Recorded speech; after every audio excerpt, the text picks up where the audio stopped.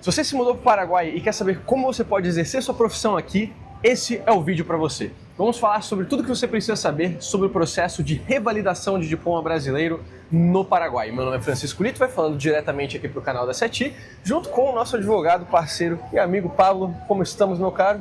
Olá, Francisco, obrigado por me receber aqui. Vai ser um prazer conversar com vocês um pouquinho sobre esse assunto hoje. Estamos falando diretamente aqui do Shopping do Sol em Assunção, mais uma vez. O nosso último vídeo que a gente fez com o Pablo sobre a questão de impostos e negócio aqui no Paraguai foi do outro lado. E voltamos então a tomar um cafezinho enquanto a gente fala desse tema. Pablo, vamos começar primeiramente, assim, de forma ampla, geral. Como que funciona o processo de revalidação aqui no Paraguai? Bom, Francisco, o processo de homologação de algum diploma profissional, seja brasileiro ou de qualquer outro país, especialmente no que se refere àquela atuação profissional, então um médico, advogado ou algum dentista que queira atuar no Paraguai, ele precisa fazer uma prova, no caso um processo perante o Ministério de Educação no Paraguai. Então a autoridade habilitada a fazer a habilitação do diploma para fins profissionais é o Ministério da Educação, o MEC, no Paraguai. Nós temos também uma outra instituição que é chamada CONES aqui, que é o Conselho de Universidades, e essa instituição fica encarregada também de fazer uma validação do diploma, mas para fins acadêmicos. Então, ela vai verificar se você tem os requisitos para você ser um professor, eventualmente, e para você ter o seu histórico acadêmico todo reconhecido no Paraguai. Então, digamos que eu quero fazer um mestrado no Paraguai. Você precisa passar antes pelo CONES, porque é uma questão de acadêmico, né? Entendi. Mas o CONES não te habilita à atuação profissional. Isso é unicamente o Ministério da Educação. E, claro, o órgão reitor de cada carreira, que também é um ponto muito importante, né? Então, no caso do direito, é a Corte Suprema de Justiça. No caso de carreiras relacionadas à saúde, é o Ministério da Saúde.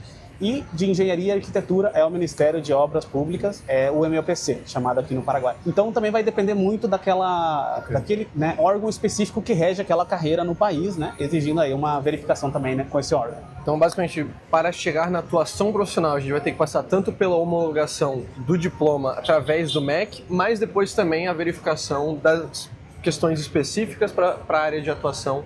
O que ela precisa para poder começar a trabalhar aqui? Exatamente, Francisco. O primeiro ponto, né, é fazer essa homologação com o MEC. Então o MEC vai dar o ok que aquele diploma está habilitado a atuar profissionalmente no Paraguai. Só que aí aquela instituição que fica encarregada de regulamentar aquela profissão, então a Corte Suprema, no caso do direito, o Ministério da Saúde, ele pode trazer outros requisitos, né, além do MEC. Então cada instituição que vai dar a carteira de habilitação para fins profissionais, ela pode também trazer alguns requisitos a mais, né? Mas esse procedimento do MEC é o procedimento fundamental para poder se dar início a todo esse procedimento. Muita gente quer internacionalizar a vida, mas não sabe por onde começar. A nossa equipe pode analisar o seu caso e montar um plano claro, seguro e personalizado para o Paraguai. Então escaneie o QR Code e fala com a gente. Maravilha. Então vamos falar primeiro do procedimento do MEC, assim, quais que são os principais passos ou modalidades para fazer essa homologação? O procedimento do MEC, né, vai exigir que a pessoa ela faça primeiro que ela reúna os documentos para poder dar entrada no pedido. Quais são esses documentos? Nós temos a exigência do documento de identidade, né, ou do passaporte. Então, no caso, a pessoa que já é residente, o brasileiro que já é residente no Paraguai, é recomendável que faça já com a cédula paraguaia, né? Ou, se não for residente no Paraguai ou for algum estrangeiro, com o passaporte. Também é necessário apresentar o diploma, né? Esse diploma tem que também ser feita uma cópia autenticada aqui no Paraguai, algo que é feito quando a pessoa está aqui. E esse diploma tem que vir do país já com a apostila do convênio da AIA, né? Também se exige o histórico escolar, né, daquela carreira. Também apostilado, ou seja, com a apostila da AIA feita no país de origem, sempre. Também se exige a apresentação do que eles chamam do plano de estudos, que seria, na verdade, todas as matérias que você teve durante a sua graduação, né, no caso. Então, se você teve 30 matérias, você tem que apresentar aquelas 30 matérias para o Ministério da Educação. A carga horária também precisa ser apresentada no documento. No caso do Brasil, o histórico escolar já traz essa carga horária, na maioria das vezes. Se você estudou em outro país, na Europa, por exemplo, muitas vezes isso vem em forma de créditos, e aí você tem que apresentar um documento que diga a equivalência em horas daqueles créditos, né? E aí, se você fez alguma formação em algum país que tem acordo com o Paraguai, você apresenta também o acordo, mas essa situação é muito específica e a maioria dos casos acabam não entrando nesse ponto. O Brasil não tem acordo. Isso, na verdade o Brasil tem um acordo com o Paraguai de bolsas, mas acaba sendo mais direcionado a casos específicos. Então você teria que ter passado por uma aprovação de bolsa e ter vindo estudar no Paraguai ou no Brasil ou em outro país pela bolsa. Entendi. O que acaba sendo cresceu, estudou, formou no Brasil, veio para cá depois morar, acaba não sendo o caso.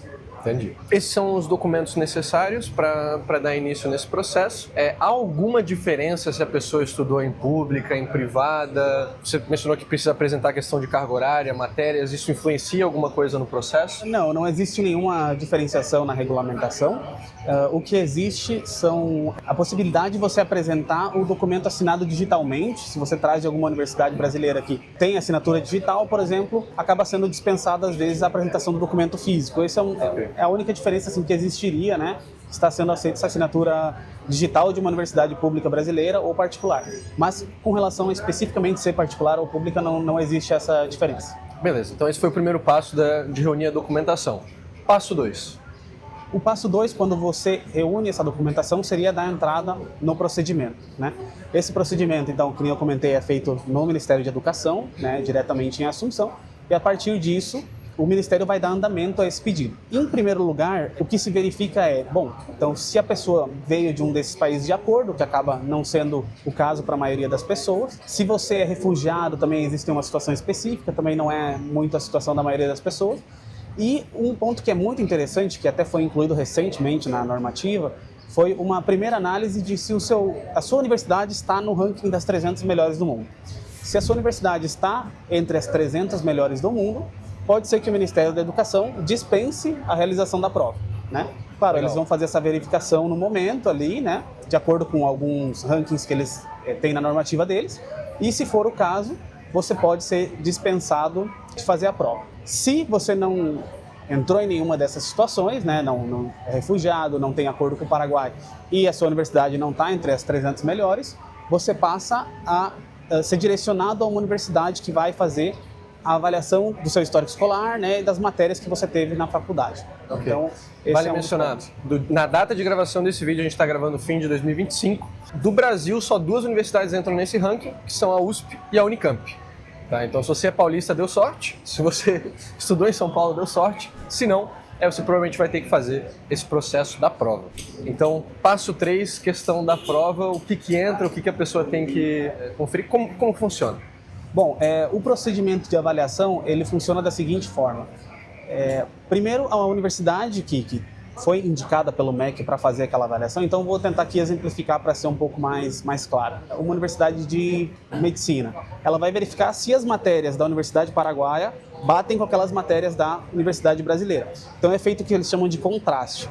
Eles verificam se você consegue chegar a uma equivalência com a Universidade Paraguaia, então eles fazem uma comparação, basicamente, e aí você precisa ter pelo menos 70% de equivalência com essa Universidade Paraguaia. É interessante que o indivíduo que está fazendo o processo, ele tem o direito a verificar daquela lista de universidades do MEC que vão avaliar no Paraguai, qual que é que mais tem semelhança com aquela que ele está fazendo no Brasil. Então ele pode escolher a universidade que ele quer fazer equivalente? Pode. Então ele pode verificar com a universidade A, B ou C qual daquelas que tem maior semelhança com a carreira que ele fez no Brasil, né? Então é feito esse contraste e tem que ter uma equivalência de 70%. Aí nós podemos ter o caso de que não se tenha essa equivalência de 70% também. Ok. Então o que acontece se tem menos de 70%? A pessoa não pode revalidar? No caso de ser identificado, né, que não se chega a essa equivalência de 70%, a pessoa pode passar a fazer uma prova com relação àquilo que não houve a complementação, né? Okay. Então, se não foi possível em 1, 2, 3 matérias chegar a essa complementação, a universidade, no caso, vai indicar que você faça uma prova sobre aquelas matérias que ela entende que não chegam à equivalência, né? Okay. Então, seria o que eles chamam de uma prova de saberes complementares, ou seja, é um complemento àquilo que a universidade entendeu que não houve uma equivalência. Então, se passou de 70% de equivalência, não necessita a prova? Exatamente, pelo que consta na resolução. Na verdade, assim, pode ser que a universidade ela venha solicitar a prova no que não foi equivalente, entendeu? Okay. No que foi equivalente não vai ser solicitado, mas se a universidade identificou que não tem uma equivalência, você pode, né, ser direcionado aí a fazer uma prova. Especialmente em matérias que às vezes são consideradas básicas, né? Então, Por isso que não se pode dizer que diretamente não vai ter uma prova, né? É necessário Entendi. que a universidade faça essa avaliação e aí ela vai indicar se você faz a prova ou não. Mas então seria uma prova por matéria até bater 70% ou uma prova por matéria até bater 100%? A prova, no caso, ela pode ser feita, né, pelo que o próprio Ministério me informou, pode ser feita de acordo com aquelas matérias que você não alcançou. Então, digamos que você não alcançou em 3, 4 matérias, pode ser que eles apliquem uma prova só, né? Okay. Se forem mais matérias, aí pode ser que seja mais de uma prova, enfim, vai depender ali muito da análise também do caso, então acaba sendo também muito específico de cada situação. Entendi. Mas, digamos que você teve 3, 4 matérias que não houve equivalência de 30, é bem provável que você só faça uma prova, incluindo essas 4 matérias, né? Entendi. E como que a gente está falando, então, assim, existe alguma taxa que a pessoa precisa pagar por prova ou paga só pelo processo todo? Como que é isso do lado, assim, das instituições? Sim, você vai ter que pagar uma taxa para essa avaliação de qualquer forma, então ao dar entrada no procedimento, você paga uma taxa para a verificação ali do contraste, que nem eu comentei, né, das matérias, e isso tem uma taxa mínima estabelecida pelo governo. No caso de você precisar fazer o exame, você paga mais uma taxa adicional, e aí vai depender também da quantidade de matérias que você precisa fazer essa prova complementar. Então também tem uma taxa por matéria que precisa ser complementada. A gente vai lhe mostrar aqui até o papel que você tem aqui, Isso. né? Estamos aqui com a resolução. Preparado, foi no Ministério da Educação, tem resolução aqui, e na resolução tem também algumas das taxas que podem ser cobradas por matéria ou por coisa assim. Exatamente. Dá para mostrar talvez ali no... Sim, claro. Nós temos uma taxa para avaliação de programas, né? Nós temos também uma outra taxa que é para avaliação documental. E nós temos, no caso, passando a ser feita a prova, uma outra taxa que tem que ser paga à universidade, né, para o contraste do programa, e aí também uma prova que é para a elaboração, uma taxa que é para a elaboração da prova, né, que aí vai ser por matéria. A gente depois tira uma foto aqui, põe aqui no lado, aqui em cima no vídeo, para vocês verem um pouquinho. Legal, então fazendo essa prova, há algum passo depois ou é feita a prova, tá homologado? Feita a prova, o Ministério vai passar a fazer ele faz o que eles chamam de um dictamen, que seria basicamente uma resolução aprovando a sua homologação ou não. Então vai dizer lá, Francisco, você está com a sua homologação aprovada, né? O passo final, aí depois vai permitir que no seu diploma seja colocado eles colocam como se fosse um selo atrás do diploma, né? E aí fica como homologado e seu diploma brasileiro vai ter um selo do Ministério da Educação do Paraguai dizendo que está homologado no país, né? Com um QR Code que vai, inclusive, enviar para aquela resolução direta. Então, permite a verificação aí, né, de que aquele documento é original. Então aqui, como vocês podem ver, pode acabar sendo feito o exame em universidades diferentes. Dependendo do caso, você vai ter mais ou menos de matérias equivalentes. Então, assim, é realmente algo muito individual. Não dá pra dizer de forma geral. Mas, como as pessoas gostam de ter informação de certa forma, você pode dar uma estimativa, assim, de quanto tempo costuma ser um processo mais rápido e quanto tempo costuma ser um processo mais demorado, pelo menos só nessa primeira fase, que é da homologação, não pensando na parte futura de exercer a profissão, né, com os órgãos responsáveis daquela profissão, mas parte de homologação, de quanto a quanto tempo a gente costuma falar? Olha, Francisco, a resolução do Ministério da Educação, ela tem prazos, né, para cada fase desse procedimento. Então, por exemplo, para a emissão do resultado final são 18 dias, tem ali alguns prazos, né, para cada fase do procedimento. O que acaba demorando mais seria essa parte em que a universidade precisa fazer a verificação, né? Então, a universidade vai fazer a verificação dos documentos enviados pelo MEC para ela, né? Então, uma vez que você definiu, vou fazer nessa universidade, o MEC vai enviar os documentos, aí a universidade vai passar a fazer a análise. Sim. Então tem um prazo legal também para isso que está na resolução, né? E aí também, a universidade ela tem datas para a realização das provas. Então, isso que acaba, né, às vezes, levando um pouco mais de tempo, Entendi. Uma vez que, se eu não me engano, são no mínimo 3 provas por ano. E aí vai depender daquela data que já é estabelecida entre o MEC e a universidade. Então, no começo de cada ano, o MEC com as universidades define 3 datas, né? E aí pode ser entre a universidade e a pessoa definido quando vai ser feita a prova, enfim, fica também ali sujeito a ajustes. Entendi. Eventualmente, mas o que acaba realmente levando mais tempo é a questão da realização da prova, até porque a pessoa muitas vezes pode dizer, olha, eu preciso de mais tempo para estudar, isso aqui, né? Então, eu fiz meu processo de homologação e, pessoalmente, eu solicitei um prazo à universidade para eu poder me dedicar mais ao estudo, né? Então, isso também é algo muito individual da pessoa. Quanto tempo o seu processo levou, assim, para dar uma... O meu processo levou mais ou menos um ano. Ok. Direito, no caso. Isso. Aí a outra parte, imagino que é mais dependente de profissão a profissão, né? Tendo a homologação, a outra parte para poder começar a atuar com os órgãos específicos, tem alguma variação? Você tem alguma estimativa de que, saúde costuma ser mais rápido, direito costuma ser mais devagar? Tem alguma coisa assim ou é mais padrão?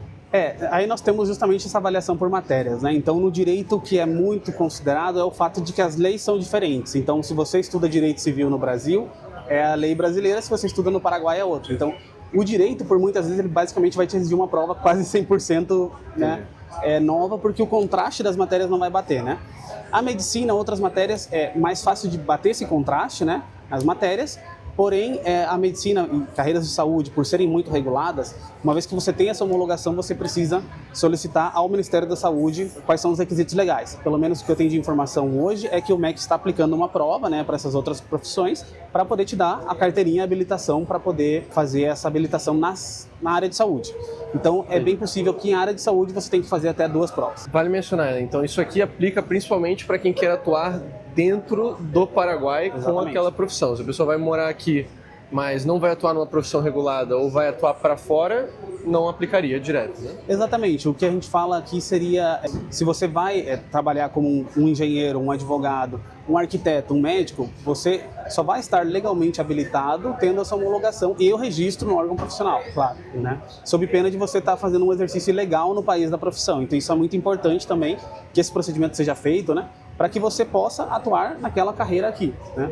Então, senão, legalmente você não pode se apresentar como um profissional dessa forma ou assinar algum documento, né, relatando que você é um médico, um advogado ou um engenheiro se você não tem o registro no país. Como que você compararia assim, os órgãos profissionais no Brasil com o Paraguai em termos de assim, facilidade de ser um membro e de manter a sua participação aqui? Assim, algo que você tem que fazer uma prova a cada tantos anos para manter a carteirinha da OAB paraguaia? Tem um equivalente direto da OAB aqui ou é um sistema diferente? Como você compararia assim, os países? Eu posso te passar o do direito, né, que é um pouco mais do meu conhecimento, e de algumas profissões de saúde. Então, por exemplo, no caso do direito, você tem a Corte Suprema que faz o registro dos advogados.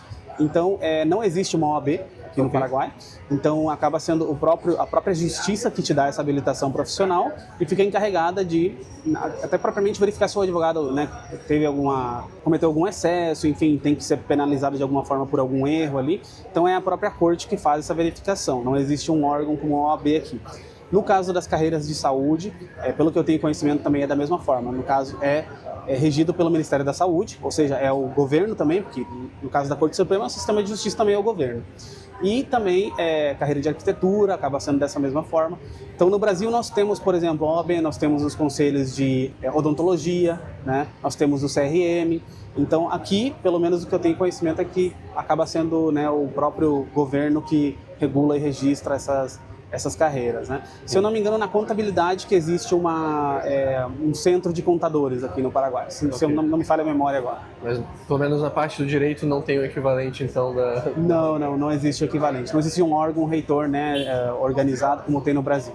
E você mencionou então que tem um órgão separado, um processo separado para quem quer então seguir carreira acadêmica aqui no Paraguai ou para quem quer continuar os estudos dentro do Paraguai. Então, por exemplo, se a pessoa se formou no Brasil e quer fazer um mestrado aqui, é um processo distinto? Exatamente. O processo para quem vai fazer algum mestrado, algum doutorado no Paraguai, por exemplo, você tem que apresentar todo o seu histórico anterior no Brasil, né?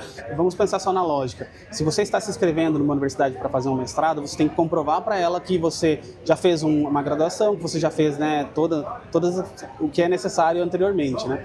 Então, porque para você ser mestre ou doutor, você tem que ter aquela graduação anterior. Então, você precisa comprovar isso para aquela instituição e, a partir disso, é feito um processo no CONES, né, que é uma instituição do governo, que verifica esses requisitos acadêmicos. Então, ela vai dizer que você está com a sua graduação feita no Brasil para fins acadêmicos aqui, não para fins profissionais. Maravilha. E Paulo, que dica você daria para a pessoa que está pensando em fazer essa revalidação, mas talvez está com medo, né, de todo esse processo? Parece que talvez é muito burocrático, muito difícil e está em cima do muro. Olha, Francisco, eu acredito que o Paraguai é um país que hoje está dando muitas oportunidades aos estrangeiros, né? Em qualquer país que você se mudar, você vai ter dificuldades, ou seja, vai ser um pouco burocrático você fazer essa validação para fins profissionais do seu diploma em todo o mundo, não é só no Paraguai, não é. Cada país tem seus requisitos. Eu acredito que o Paraguai ainda está oferecendo muitas facilidades aos estrangeiros. Então, essa possibilidade de você ter uma homologação mais direta, se a sua universidade está entre as 300 melhores do mundo, é algo, né, que é algo muito bom. Então, assim, eu recomendo que o brasileiro ou o estrangeiro que tenha esse interesse tente e aproveite, inclusive, essa resolução que agora, em novembro de 2025, que estamos quase em dezembro aí, está valendo, porque isso pode mudar, pode ser alterado também pelo MEC. A pessoa tem que tentar o procedimento, né? Enquanto ela não tentar, não vai saber se vai ser aprovado. E é muito mais fácil você que já é um médico, um advogado, um contador, você tentar essa homologação do que você precisar estudar 5, 6 anos novamente aqui, né? Claro. Caso aquela sua profissão, aquela é a sua atuação de vida, né? Digamos. Então, eu acredito que vale a pena tentar sim. E se você tiver uma negativa, você pode tentar novamente também, já conhecendo o procedimento. Sim. Mas eu acredito, né, que vale a pena a tentativa por quem está interessado. Acho que isso vale muito mencionar, especialmente para o pessoal que é da área da saúde, né? A simplicidade do Paraguai comparado, por exemplo, a pessoa ter que ir para os Estados Unidos, coisa assim. Tem muitos estados que a pessoa tem que refazer residência, tem que refazer especialização inteira. Não tem nada disso aqui, né? Prova, mas não tem que refazer todo um período de estudos. Não. Pelo menos nessa resolução da homologação pelo MEC, nada disso. O que eles fazem é a verificação de equivalência das matérias e justamente para suprir essa necessidade de você ter que fazer uma matéria, alguma coisa assim, eles já fazem uma prova para verificar se você vai ser aprovado, né? Então, claro, não sendo aprovado, você pode tentar novamente o procedimento, mas não existe na resolução do MEC de homologação qualquer necessidade de fazer complementação de matérias, digamos. Então, gente, aqui no link na descrição vocês vão ter o contato diretamente com a nossa equipe para falar com o Pablo, marcar uma chamada, analisar o seu caso e, se você quiser prosseguir com a sua homologação, fazer esse processo do início ao fim. Se você tiver alguma dúvida, pode entrar em contato com a gente também, que a equipe atende. Deixa o like aqui no vídeo, deixa suas dúvidas aqui nos comentários se você gostaria de saber sobre o processo de homologação, o que mais você gostaria de saber sobre o Paraguai, para a gente gravar mais vídeos como esse. Inscreva-se no canal e nos vemos na próxima semana. Meu nome é Francisco, falando diretamente aqui para o canal da CETI. Pablo, uma honra, muito obrigado, meu caro. Eu que agradeço, Francisco. Mais esse vídeo juntos e nos vemos na próxima. Grande abraço.